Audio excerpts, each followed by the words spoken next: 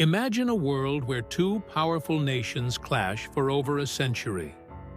A world of kings and queens vying for crowns, of epic battles and unbreakable heroes. Welcome to the story of the Hundred Years' War, a conflict that redefined Europe forever. The Hundred Years' War wasn't a single continuous war, but a series of conflicts between England and France from 1337 to 1453. That's 116 years of battles, betrayals, and political intrigue. So, why did it all start? Well, like most historical conflicts, it was all about power, land, and a little thing called inheritance. It all began when England's King Edward III claimed the French throne. You see, through his mother, Edward had a legitimate claim. But the French weren't having it.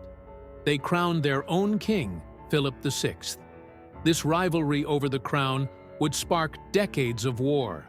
But it wasn't just about titles. England also wanted to keep its lands in France, particularly the lucrative Duchy of Aquitaine. The first phase of the war, known as the Edwardian War, saw England flexing its military muscle. Edward III's army had a secret weapon, the longbow. This simple yet deadly tool gave the English a massive advantage.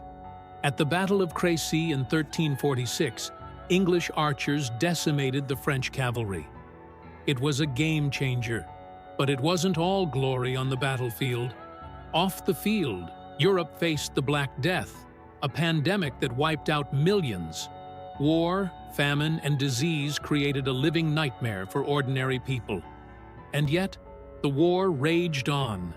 Fast forward to the 15th century, and we meet one of the war's most legendary figures, Joan of Arc. A young peasant girl, claiming divine visions, inspired the French to rally against the English. At just 17 years old, she led the French to a critical victory at the Siege of Orléans in 1429.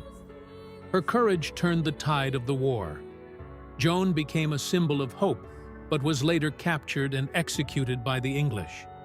However, her legacy endured, and she was eventually canonized as a saint.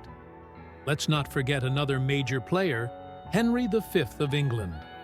His triumph at the Battle of Agincourt in 1415 is one for the history books. Outnumbered and outmatched, Henry's army delivered a crushing defeat to the French. His speech before the battle, immortalized by Shakespeare, remains an emblem of leadership and determination. But all wars must come to an end. By 1453, the French, under the leadership of King Charles VII, had reclaimed most of their lands. The introduction of gunpowder and cannons signaled the end of the age of knights and castles. The final English stronghold, Bordeaux, fell, and the war officially ended. England was left with only Calais, which they would lose a century later. So, what did the Hundred Years' War leave behind? It reshaped both nations. France emerged more unified and powerful, while England turned inward, focusing on its own political struggles, leading to the War of the Roses. The war also marked the end of chivalry and the rise of more modern forms of warfare. The Hundred Years' War wasn't just a series of battles. It was a clash of cultures, a test of resilience, and a turning point in European history. What's your favorite moment from this epic conflict? Let me know in the comments below. Don't forget to like, subscribe, and hit that notification bell for more fascinating dives into history. Until next time, stay curious.